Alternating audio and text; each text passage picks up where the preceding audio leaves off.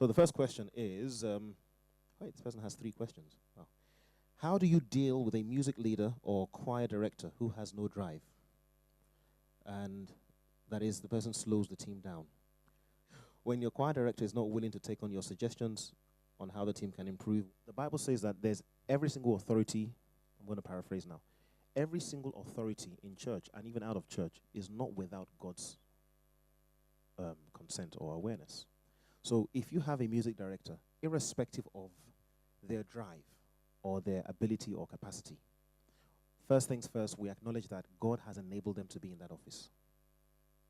Now, the truth is there are people who might not have as much drive as you do, but they are in that office for a reason.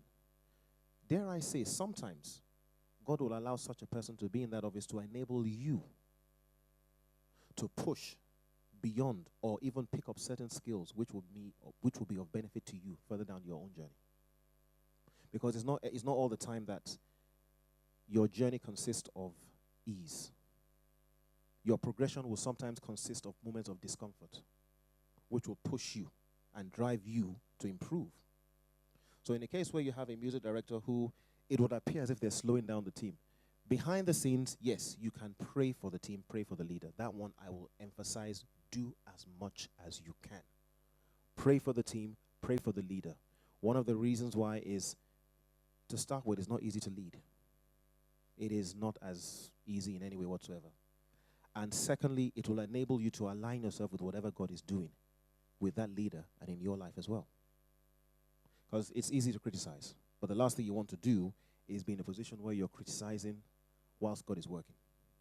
I've seen situations before where it was in a small church. There was always this sort of friction between the pastor and the music director. And it got to a point where there was always criticism all the time. And the music director and the worship leaders decided to now pray. Every Saturday, middle of the night, they would prayer call. Just praying over the church, praying over the pastor, praying over the team. And in the space of a few weeks, it wasn't as if one thing was done, but all that tension just dissipated. So yes, you might have a choir director who is not willing to take on suggestions initially. One of the things you can do is be in that place. Take the responsibility of praying for that team and praying for that leader.